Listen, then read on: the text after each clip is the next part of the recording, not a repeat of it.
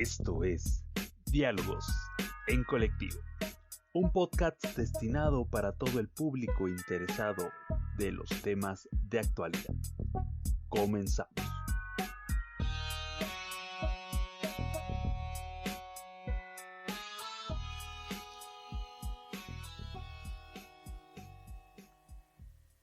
Pues sean bienvenidos una vez más a este podcast que el colectivo 24 Notas trae para todos ustedes.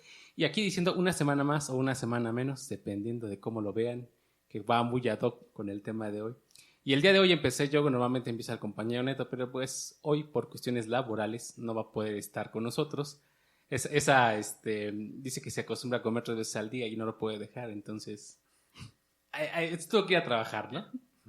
Pero no estoy solo hoy en el estudio. Como siempre, o como la mayoría de las veces, está Diana conmigo. ¿Cómo estás, Diana? Hola, David. Bien, muy bien aquí, pues extrañando a Neto, pero contenta porque tenemos invitado y porque vamos a tratar un tema que ojalá nos sentemos a escucharlo detenidamente y hagamos algo al respecto. Así es. Y justamente, bueno, te pedí que me presentes al invitado del día de hoy porque no tengo los datos hasta acá.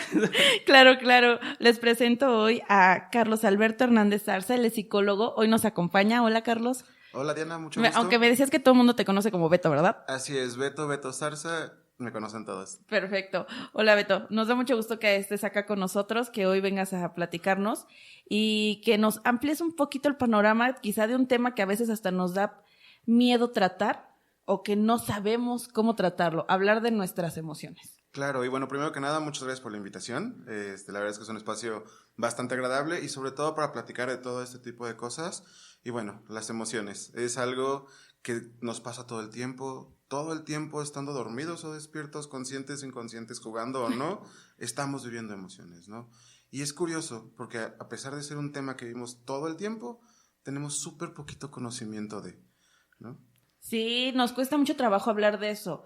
Y yo creo que aquí entra el factor, a veces, el factor cultural, donde te educaron para que no digas si te sientes mal. O sea, si estás feliz, muéstralo, manifiéstalo, ¿no? Pero si te sientes mal, si te sientes triste, no, mejor no digas. Exactamente. Y bueno, nosotros estamos viviendo ahorita una etapa dentro de la cultura o del sistema en el que se abrió completamente el mundo de las emociones hace que a lo mejor nuestra generación o una generación abajo de nosotros, a nosotros ya nos empezó a tocar esas clases de valores o de ética en la escuela, pero como bien lo dices, Diana, justamente en la casi antigüedad, o no tanto, en la época, incluso a nosotros nos llegó a tocar de frases como los hombres no lloran. Claro. Te voy a decir, si estás enojado, te voy a dar una razón para que te enojes de verdad, ¿no? Lo escuchamos todo el tiempo, a los niños todavía se les sigue diciendo el no llores, cuando realmente el llanto es una forma de vivir las emociones padrísima, ¿no? Sí, y nos platicabas antes de iniciar que te has enfocado al trabajo de emociones con niños, pero también con adolescentes, que son 2 sectores de la población que a veces los tenemos ahí relegados, como el de, pues es que no les pasa nada porque son pequeños, no sufren, no nada. O no saben. No saben, Ajá. exacto. Ay, a mí como me choca que digan, es que está chiquito, no sabe. Ay, está chiquito y sí sabe, ¿no? Exactamente, son súper vivos. De hecho, muchas veces a la pequeña edad de 4 o 5 años ya se saben perfectamente a los papás, ya que los niños empiezan a aprender a través de la observación y se los leen. Por eso muchas veces a esa edad es cuando les empezamos a dar un poquito la vuelta a nuestros padres. Yo creo que a veces desde más chiquitos, ¿no? Porque alguna vez el pediatra de mi sobrina les decía a mi hermano, ¿no? Mi hermano le preguntaba, ¿cuándo tengo que empezar a educar a mi hija? Y el doctor le dijo, desde el día que nació. Exactamente. Y bien lo dices tú, ¿no? A lo mejor ya como 4 o 5 nos hacemos nosotros como adultos un poco más conscientes, pero si empezamos a hablar ya un poquito acerca de las etapas del desarrollo, justamente es a los 2 años o los terribles 2, que toda mamá conoce perfectamente, es cuando el niño a partir de su control de esfínteres empieza a checar qué tanto poder tiene en la casa. Aprenden una palabra padrísima para ellos y para las mamás la odian. Al final de cuentas, ¿qué es no? ¿Vamos a bañarnos? No. ¿Quieres comer? No. Y justamente esta parte de medida da pie a que puedan o no controlar esfínteres si tardan o no, porque al final de cuentas eso es un premio a los papás, por decirlo de esta manera, después de pues cómo lo están llevando ellos en la educación. Wow, fíjate, o sea, mamás, papás, no anden correteando al niño con la cuestión del baño si también no atendemos otros lados, porque a veces también de repente, híjole, a mí me tocó ver que pobrecitos niños, ¿no? Hasta los bañaban con agua fría, les lavaban y no sé qué, para que el niño aprenda, pero a veces no nos damos cuenta que hay otro factor muy importante detrás. Exactamente. Y bueno, estas formas antiguas, ¿no? Como tú lo dices, bañar con agua fría. Yo me acuerdo que mi mamá me decía siempre que si no le gustaba, no sé, la sopa que le dan de chiquita la amarraban, ¿no? A mí me llegaron a vaciar una botella de agua en la cabeza en la escuela porque no estaba quieto. Entonces, bueno, afortunadamente cada vez más nos hemos hecho sensibles. Por ahí hay una teoría súper interesante de José Luis Murra, antropólogo mexicano, de por qué pasó eso, que fue como un cambio de era. Pero, bueno, no nos vamos a ir por allá porque si no... No, yo creo que sí, porque ¿Sí? ella es antropóloga, entonces... mira, pero yo creo que perfecto. se lo dejamos para otro, que también es interesante justamente esta cuestión social y todo lo que conlleva el entorno, porque no es lo mismo, inclusive aquí en nuestro entorno no es lo mismo los que crecimos aquí en Metepec a los que ya crecieron en Toluca, ¿no? Cambia bastante. Exactamente. Y bueno, para cerrar justamente la idea y no volarme, lo que nos dice José Luis Murra, a partir del 2012, ¿se acuerdan que se iba a acabar el mundo, todo este show? Sí. Bueno, realmente fue un cambio de era solar, y fue como un cambio de polos, no nada más dentro de la Tierra, sino dentro de nosotros mismos, y a partir de ese momento nosotros empezamos a ver hacia el desarrollo humano y no hacia la producción en masa. Y viceversa, en países como China, Japón, se empezaron a enfocar más en el desarrollo, en la parte de trabajar mucho y no tanto en el desarrollo. Entonces, por eso justamente ahorita están en super boom, clases de yoga, clases de meditación, inteligencia emocional, que es lo que yo doy, talleres, todo lo que nos ayuda a enfocarnos como nosotros en nuestra persona. Y ya decías, lo decía también esta Diana, ¿no? El hecho de que a veces sí a nosotros nos tocó una época en donde se reprimía mucho el poder expresar los sentimientos, no solo en la escuela, en la casa, en la calle, donde sea, ¿no? Actualmente, ¿cómo has visto, en los talleres que has estado dando, cómo has visto este cambio en cuanto a la sociedad, en cuanto a sí, en general? ¿Vamos por buen camino o hemos estado estancando un poquito?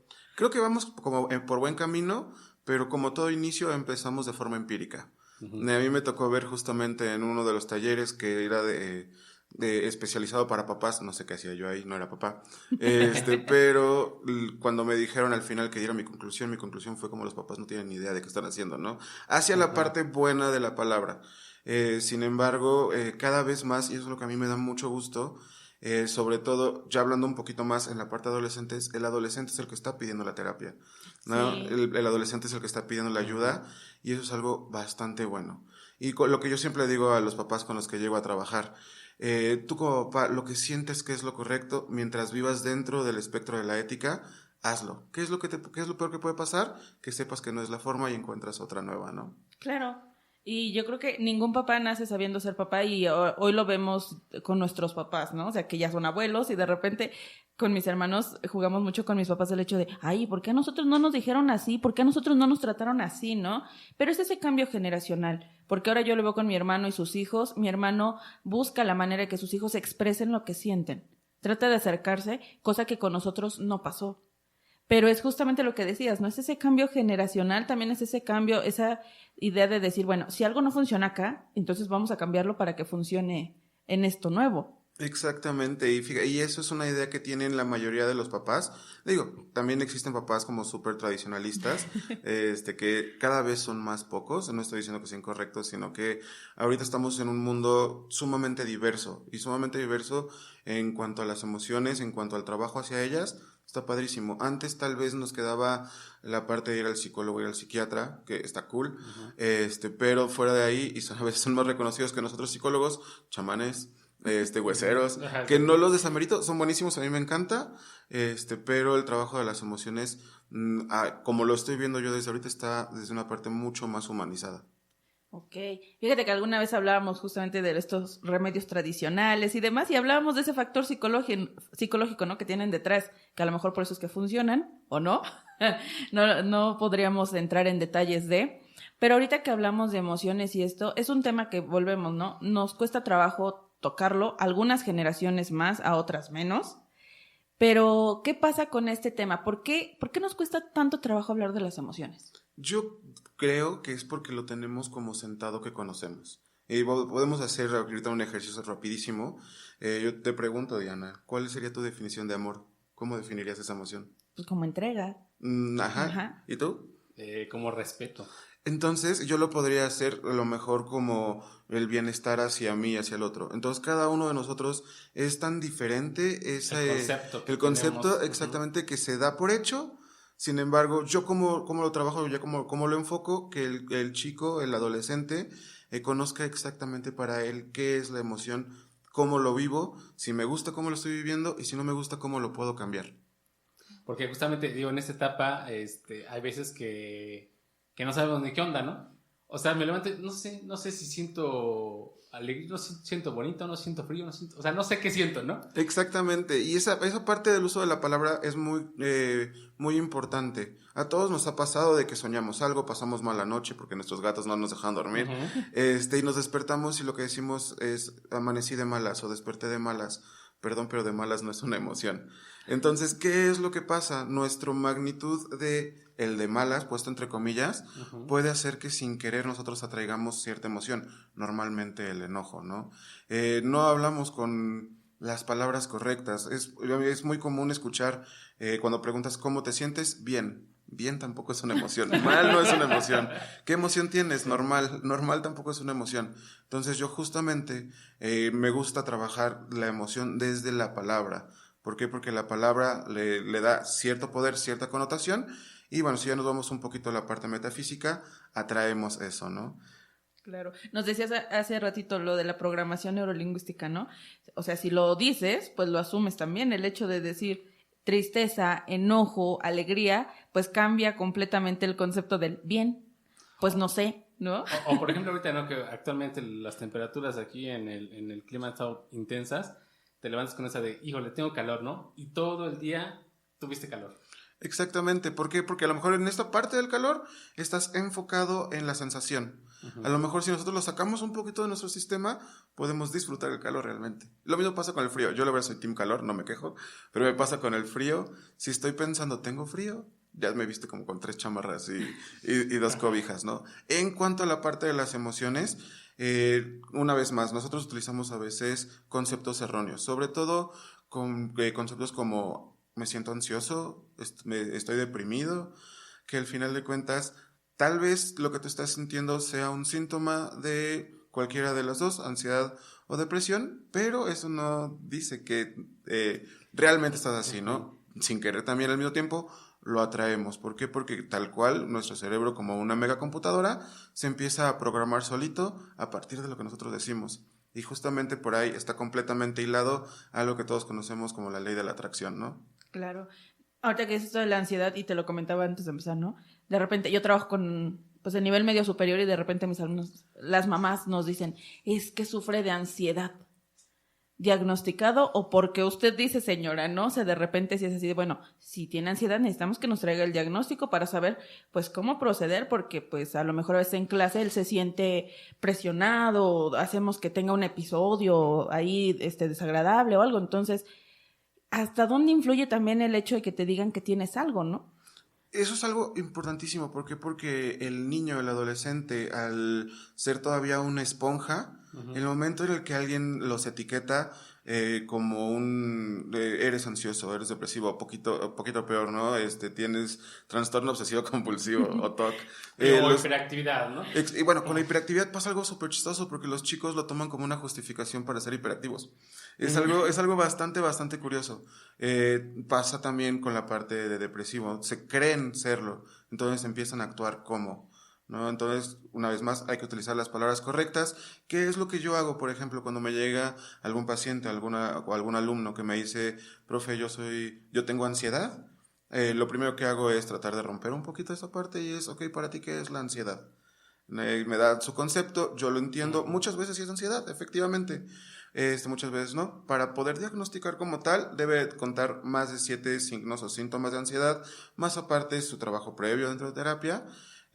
Pero lo que puede estar pasando es por un cuadro ansioso, por algo que esté viviendo, puede confundir ansiedad con a lo mejor nerviosismo, ¿no? Entonces, que ellos entiendan qué es lo que están viviendo. Yo les doy mi definición de ansiedad, la más fácil que puede ser sería tratar de controlar el futuro.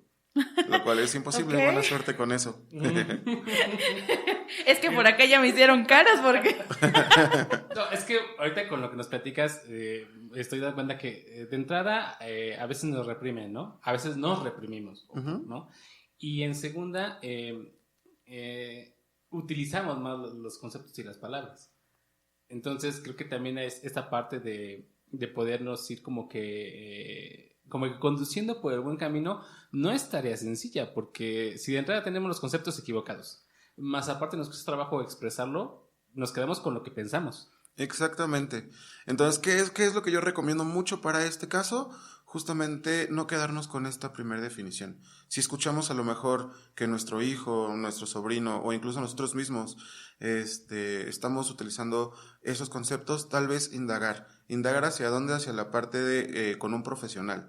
También estamos en una época donde es súper fácil adquirir información. Claro. Ya ni siquiera tengo que teclear, tengo que decirle a mi asistente que me ayude, mi asistente de mi teléfono, y me lo dice. Sin embargo, como los memes que dice me duele el ojo, lo googleo y cáncer de ojo, Exacto. nos podemos llegar a confundir bastante. Sí, y el hecho de que también te etiqueten, ¿no? El que desde cierta edad o por ciertos comportamientos que tienes te empiecen a decir, te empiecen a etiquetarte. Y eso, pues al final de cuentas lo asumes, lo que decías ahorita, ¿no? Si desde chiquito te dicen, ay, es que eres hiperactivo, esa es una justificación para que cuando crezca, diga, pues es que soy hiperactivo, por eso soy así y no sé qué, ¿no? Yo lo veo de repente con mis adultos y yo así de, tú no eres hiperactivo, yo creo que no te pusieron límites, esa es la palabra correcta a veces, ¿no? Pero son realidades distintas, circunstancias que a veces, pues es complicado cuando tienes muchas personas en un solo espacio, identificarlas. Por eso es que también yo creo que debemos de trabajar desde el aspecto individual si identifico que tengo algo. Claro, y este trabajo empieza desde casa.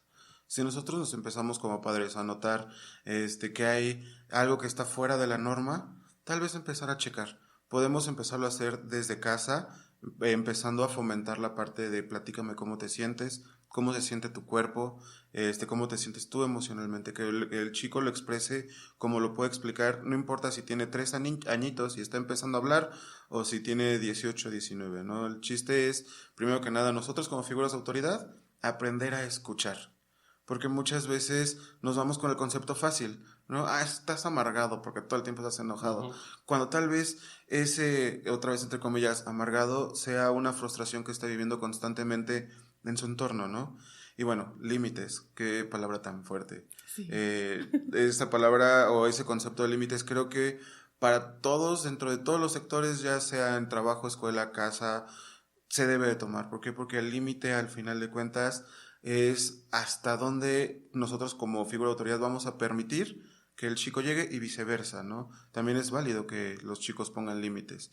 Yo lo trabajo mucho porque normalmente también tenemos esta cuestión errada de que si al niño lo están molestando en la escuela, que es algo súper común, el papá es como, pues defiéndete y pégale. Sí. Eso no es un límite, ¿no? Sí. O bueno, es un límite, claro, pero mal impuesto. Entonces, cuando ellos saben utilizar las palabras correctamente, pueden poner un límite. A mí lo que me gusta platicarles es una dinámica muy padre que tengo en una de mis sesiones, es si tú estás siendo molestado, utiliza una palabra de poder. La palabra de poder que me gusta mucho es alto, porque la vemos en todos lados, incluso es el señalamiento vial que tenemos para que nos paremos, ¿no? Entonces, siempre les digo a los chicos, con voz clara, firme, decir alto, seguido del mensaje que queremos dar. No me gusta que me estés haciendo eso. Y después nos damos media vuelta y nos retiramos para que en este caso el agresor no tenga oportunidad de seguirnos molestando, ¿no? Fíjate, y ahorita que dices eso, nos cuesta tanto trabajo poner ese límite, o sea, el de decir alto, o sea, detente, no quiero que, o sea, no me gusta que hagas eso, no estoy de acuerdo, y sí es cierto, ¿no? A veces de repente le decimos a los niños, si te pegan, pegas, ¿no? Te defiendes. Pero... O el tú que le hiciste, ¿no? Sí, también nunca falta el de, pues, ¿qué le hiciste? Y entonces justificas la acción del otro y vas reprimiendo esa posibilidad de la persona de decir, es que yo tengo el poder de detener esto, ¿no? Y entonces esa persona piensa el de, yo no lo puedo hacer, o es que si no hay alguien más, o tengo que justificar. Y dejas que vaya creciendo. Exactamente, y esto no nada más va con la parte del bullying, que bueno, si toco rapidísimo este tema, el bullying con los chicos, la forma en la que los molestan, ya sea física, ya sea emocional, ya sea verbal, lo toman como un problema personal y es muy difícil que lo platiquen. Entonces, una vez más, si nosotros empezamos a detectar, indagar, ¿sale? Es algo muy bueno empezar con esta vivencia emocional dentro de casa. Y también aunado a lo que decías un poquito, nos va con remedios caseros emocionales, por llamarlo de alguna manera, donde la mamá, el papá nos dice, estás enojado, ve y pégale a la almohada, grita a la almohada. A lo mejor en su momento funciona, pero ¿qué va a pasar si este chico que está acostumbrado a agarrar a golpes a la almohada, un día se siente frustrado, no tiene la almohada enfrente, pero sí la nariz de su compañero, ¿no? Entonces podemos empezar a fomentar algo que puede escalar de una forma que no nos conviene mucho. Híjole, yo creo que tendríamos que aplicar eso, el de preparar un tecito, un chocolatito y a ver, siéntate, vamos a platicar cómo te fue en el día, ¿no? O sea, también aplicar esos remedios de, pues, un tecito caliente, algo, o sea, involucrarnos, porque vemos hoy a nuestros adolescentes de manera muy particular, te lo decía, no trabajo con ellos y convivo con ellos, y los ves cómo se vuelven a veces, pues, tan retraídos, cómo llegan a esa etapa de su vida y dejan de ser todo lo que eran de niños y entonces se vuelven personas aisladas y están en esa etapa, en esa transición y ni siquiera sabes cómo acercarte porque dices, es que ¿y si le digo algo y se altera o no? O lo toma mal, lo toma personal. ¿Cómo trabajar esa cuestión con nuestros adolescentes? Claro, y aparte es chistoso porque también pasa lo mismo con los chicos, cómo me acerco a mi papá o a mi mamá, ¿no? Todo empieza desde una comunicación real. ¿Por qué comunicación real? Estamos súper acostumbrados que nuestros hijos salen de la escuela y preguntamos como por automático, ¿cómo te fue? Y bien. Nos empiezan a platicar, digo, el bien va después. Ajá. Primero a lo mejor nos empiezan a platicar, no, fíjate que este Memo me hizo tal, pero el papá ya no está en esa atención de lo que está diciendo. El papá o la mamá está pensando en el trabajo, en que vamos a llegar a comer a la casa, en que nos tenemos que apurar para el fútbol, etcétera. Entonces, a lo mejor el chico te platicó todo y la respuesta del papá es como, qué bueno. Entonces ahí el niño obviamente se da cuenta y poco a poco empieza a decrecer esa comunicación hasta terminar, como decías, con el bien, ¿no? Entonces, ¿qué es lo que yo recomiendo, Diana? Tener un tiempo de calidad con los niños o con el adolescente. ¿Cuál es el tiempo de calidad? Yo siempre digo 10, 15 minutos diarios para hacer lo que quiera hacer el chico, sin celulares, sin distractores, sin trabajo. Y si te dice, vamos a jugar, vamos a armar un Lego, órale, nos ponemos a armar un Lego y te escucho realmente. Eso fomenta la comunicación de una manera que no se imaginan. Ya con los más grandes, no vas a poner a un chico de 19, 20 años a armar un Lego, o sea, sí, estaría padre, pero a lo mejor, no sé, jueves de tacos. Y más allá de que se vayan por unos taquitos, es escuchar realmente a nuestro hijo. Papás, por favor, hagan esto porque luego a veces nosotros recibimos a esos jóvenes en las escuelas y pues nos toca hacer más chamba. No digo que no nos toque, sino que nos toca hacer más chamba en ese sentido y no tenemos a veces todas las herramientas porque no somos quienes estamos con ellos todo el tiempo. Entonces, exactamente. Lo que podemos hacer dentro de las escuelas, pues a veces se tiene que reforzar en casa o tiene que empezar en casa. Claro, y sobre todo no satanizar o no cancelar emociones, que es algo que nos pasa mucho. No te enojes, el que se enoja pierde, ¿no? No estés triste. Digo, no sirve de nada decir no estés triste cuando estás triste, pero al final de cuentas cada una de las emociones sirve para algo. Por ejemplo, la felicidad es un sentimiento de bienestar que sirve para demostrarle al mundo o a nosotros mismos cómo nos estamos sintiendo en ese momento. La tristeza viene a partir de las pérdidas, no forzosamente de muerte. A lo mejor yo estoy triste porque se rompió mi juguete. La pérdida es la pérdida del juguete. ¿Y qué es lo que hace la tristeza? Justamente nos pone en un momento más aterrizado para que nuestras ideas sean más reales, a diferencia de que pensar desde la felicidad o el enojo, que es a partir del optimismo o de la negatividad, ¿no? Y así me puedo ir con todas las emociones si quieren. Ahorita que estás platicando, me viene a la mente el hecho de nosotros recientemente vamos a empezar a trabajar con niños de kinder, ahí en la clase de música, y la directora nos comentaba, ¿no? Que justamente esta parte que ella veía, que ahora los niños vienen vienen de pandemia, vienen con ciertos retrasos en el aprendizaje y demás, ¿no? Por las cuestiones que estuvieron en casa. Nos decía, tengo ahorita alumnos que prácticamente van a llegar a su último año al kinder y se van a la primaria, por ejemplo, ¿no? Y justamente nos decía que había muchos niños que tienen pues esta cuestión en cuanto a las emociones que no las saben expresar, y no las saben expresar porque pues justamente no tuvieron ese contacto con demás amigos, con demás compañeros, en este caso con maestras y demás. Uno como padre, como no profesional de esto de las emociones, ahorita nos estás diciendo algunos tips, por ejemplo, el pasar tiempo de calidad. Ahora, desde el punto de vista, desde la persona que está, desde el alumno, del docente, del niño, ¿qué podría hacer para poder fomentar a lo mejor que se tuvieran ese tiempo de calidad con la familia? Ya, yo creo que tiene que ver también con la parte de comunicación, pero si lo vemos como un trabajo más personal, el tratar de indagar cómo realmente me estoy sintiendo. Uh-huh. Darle un nombre real para que a partir de ese nombre real sepa cómo caminar. Me pasa mucho escuchar de no me gusta llorar, no me gusta que la gente me vea llorar. Uh-huh. Por ejemplo, el llanto, si ustedes se dan cuenta, nosotros lo asociamos normalmente con la tristeza. Uh-huh. Pero nosotros lloramos por estar tristes, por enojo, por amor, por felicidad. Entonces, es una forma natural de nuestro cuerpo.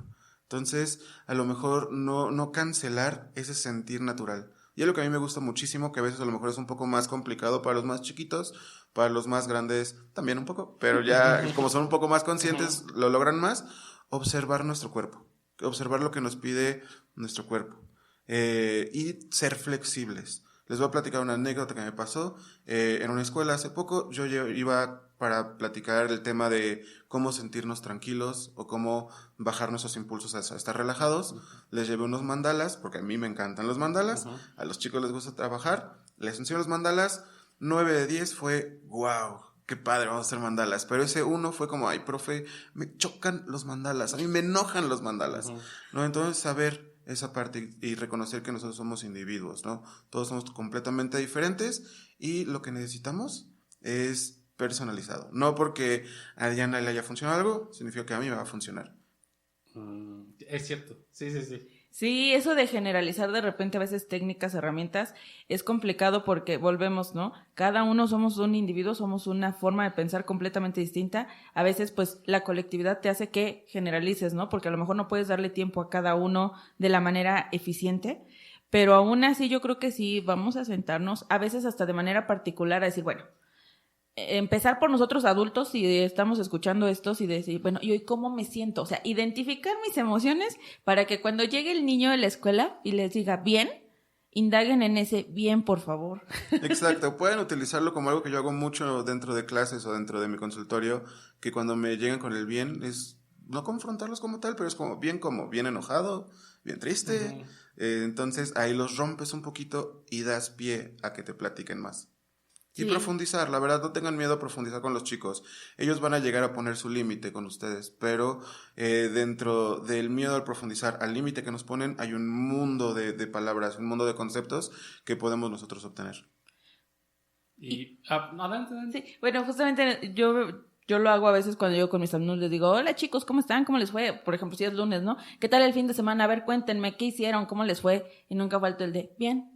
Y otros callados completamente, y por ahí uno, no, es que nos fuimos a no sé qué, y mi mamá me regañó, y ya el rompehielo, los demás ya empiezan de, es que tú también, generamos un ambiente distinto, y entonces ya empiezo a trabajar, porque si llegamos también de repente directo a la clase, luego, si ya vienen así entre que enojados, cansados o algo, no ponen atención, entonces pues mejor abrir un poquito esa parte para que, a ver, ya vaciaron lo que traían, ahora vamos a llenarnos de lo demás. Exactamente, es buenísimo justamente en las escuelas o los espacios, incluido nuestra casa, entender hacia qué público estamos trabajando.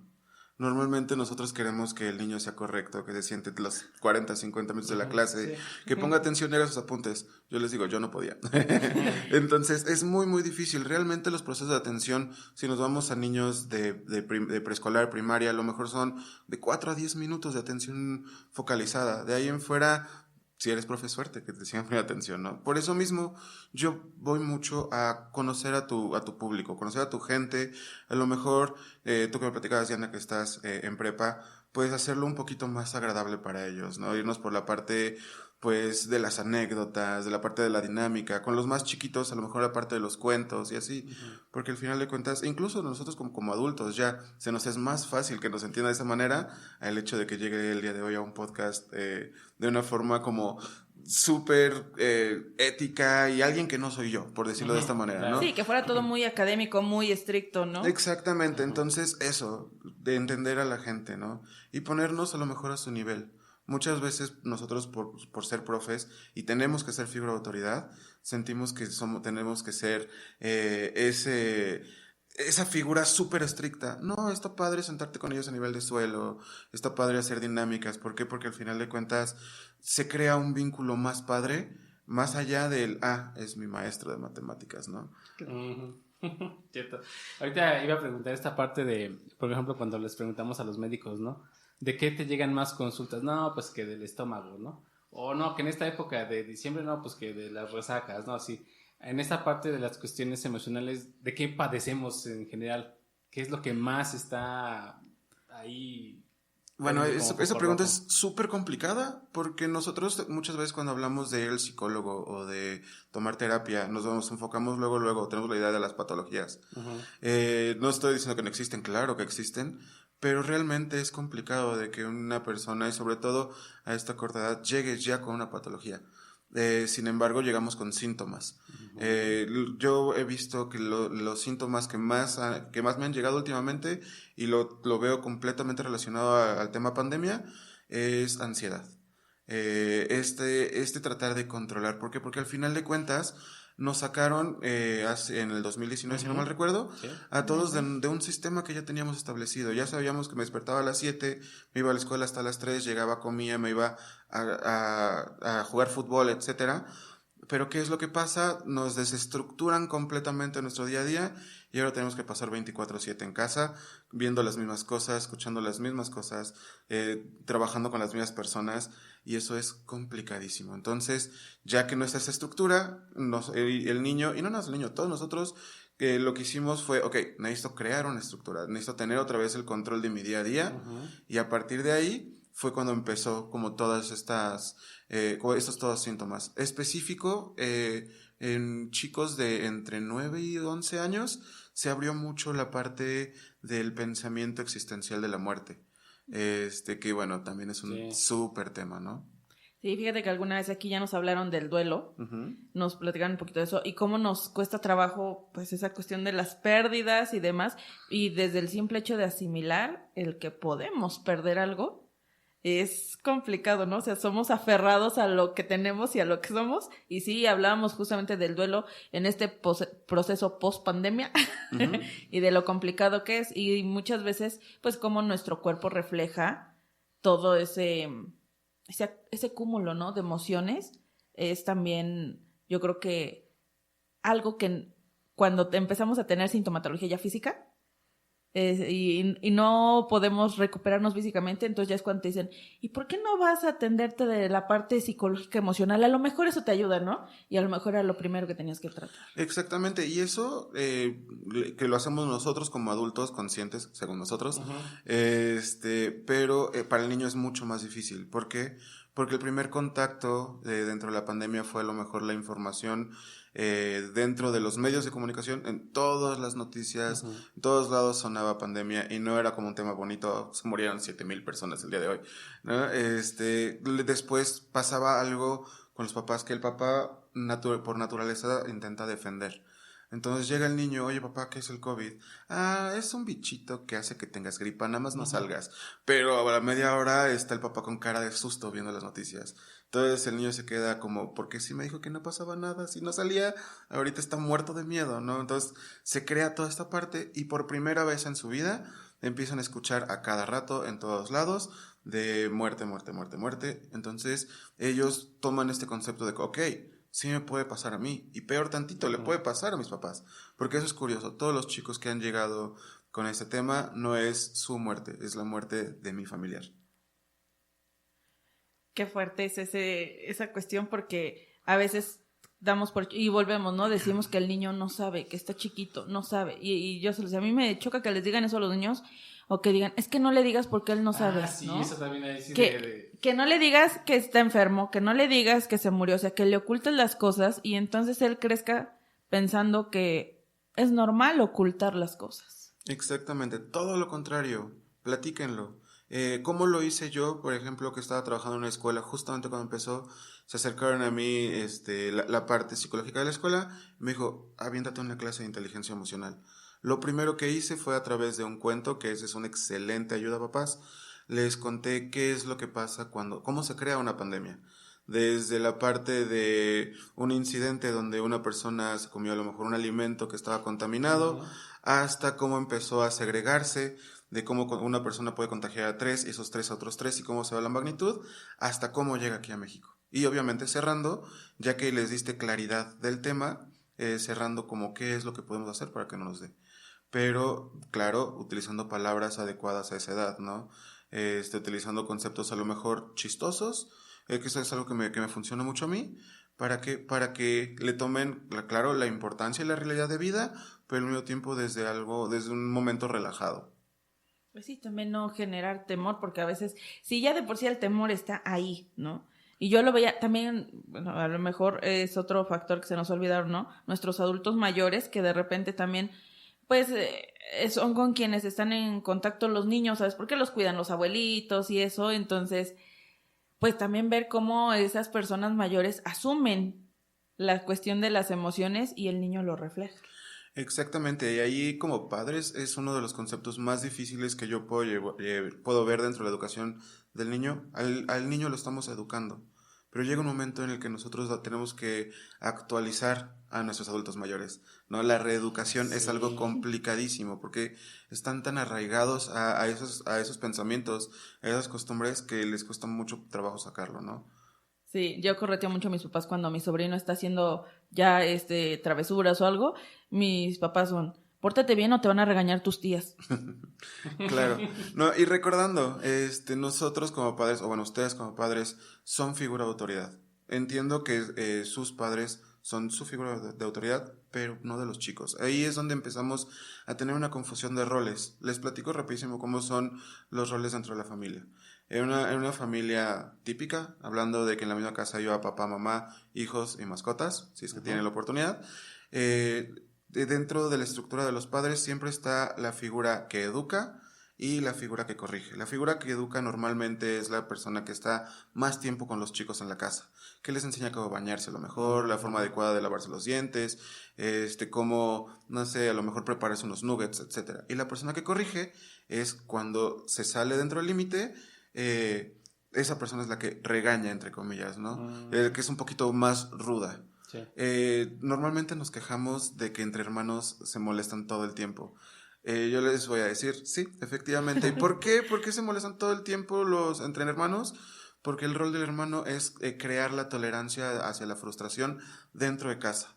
Si en casa mi hermano me está persiguiendo con una pelota para aventármela y yo reacciono de cierta manera, ya voy a saber cómo puedo reaccionar a eso si me pasa en la escuela.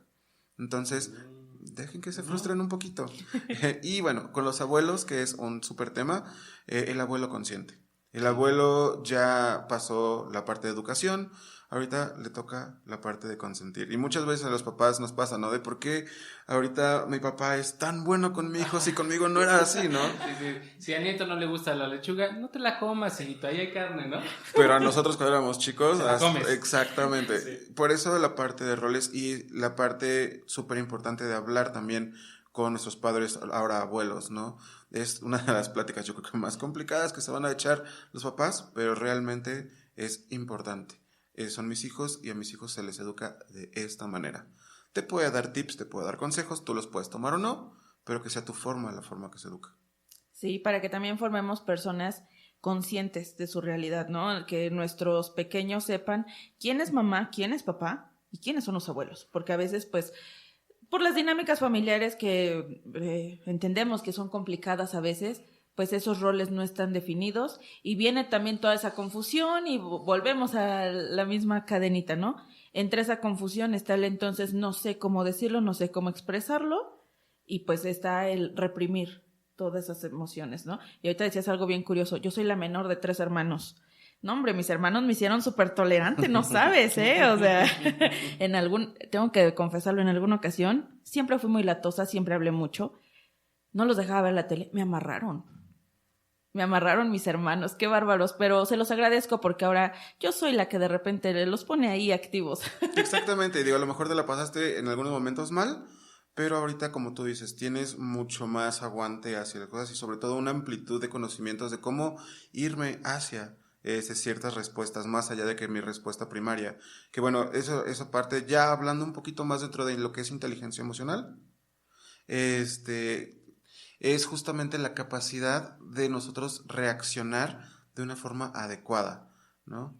Y bueno, dentro de este concepto de reaccionar de una forma adecuada, yo siempre recomiendo a lo mejor tomar un cursillo de inteligencia emocional. Si la escuela en la que están yendo sus hijos les ofrecen un taller de inteligencia emocional como clase propéutica, tómenlo, ¿no? Si a ustedes papás les interesa el cuidado emocional, a lo mejor lleven su hijo a terapia. No tienes que tener a lo mejor una problemática mayor para ir a terapia.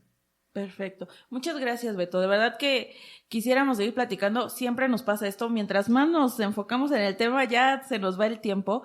Pero la verdad es que creo que damos pie a que haya una segunda charla, definitivamente, y hablar sobre todo este trabajo de la inteligencia emocional. Porque, insisto, es una de las cosas que nos cuesta trabajo. A veces creemos que basta con que el niño sepa leer y escribir, sumar, dividir, restar, y ya, ¿no? No hay que hacerle nada más. Con que sea funcional para trabajar. Y pues a veces si no atendemos emociones tampoco somos funcionales para trabajar. Exactamente, y lo que yo les digo, siempre recuerden, comunicación súper importante, observación súper importante y no reprimir, déjelos vivir, ellos se van a dar cuenta si le están regando o no, o ustedes, y ya de ahí podemos corregir un poquito. Perfecto. Beto, ¿dónde nos podemos comunicar contigo para seguir platicando o que conozcan un poco de tu trabajo? Claro, ¿les puedo dejar mi teléfono? Perfecto, sí. Ok, apunten. Sí, voy a hacer el ejercicio porque si no luego nos hacen bien rápido. Entonces vale. Yo voy anotando. Es el 722 Ajá. 1122 640. 640. Así es. Ok, ahí te podemos localizar directamente. Exactamente, ¿Un ya sea por mensajito? llamada, por WhatsApp, como ustedes lo necesiten. Ok, perfecto. Entonces ese es tu medio de comunicación para que cualquiera que tengamos dudas nos podamos acercar a ti. Exactamente. Ok. ¿Algún otro medio? Realmente mis redes sociales me las enfoco más de forma personal, no tanto a la parte de mi trabajo, pero siéntanse en completa confianza de buscarme por ahí. Ok, perfecto también. Muy bien, entonces recuerden, es nuestro amigo Beto Zarza. Así es. Y bueno, muchísimas gracias por la invitación. La verdad es que creo que abordamos temas bastante buenos, bastante agradables. Y bueno, ansioso, la verdad. Espero ya justamente la siguiente plática. Perfecto. Sí. Muchas Sale. gracias. Y recuerden que, bueno, nada más rapidísimo, les recordamos que los podcasts llegan a ustedes gracias a Notas con Sabor, diría Neto, el deleite a su paladar. Así que síganos buscando en Facebook, Instagram. Ahí nos encuentra para los pedidos de Notas con Sabor. Y para escuchar estos podcasts nos puede encontrar en Facebook, Twitter, Spotify, YouTube. Amazon, YouTube, en Apple creo que ya estamos ya también. Sí, ya, de verdad, prometemos que ahora sí ya vamos a subir los enlaces. Sí. Es que acá el equipo técnico de repente se me satura de trabajo, pero ya prometemos subir los enlaces de todas las plataformas donde nos pueden encontrar. Muchas gracias, nos vemos. Bye bye, gracias. Nos escuchamos.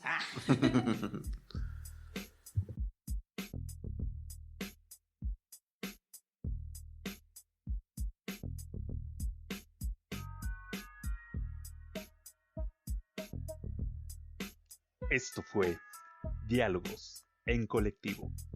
Comparte nuestras publicaciones y déjanos tus comentarios. Hasta la próxima.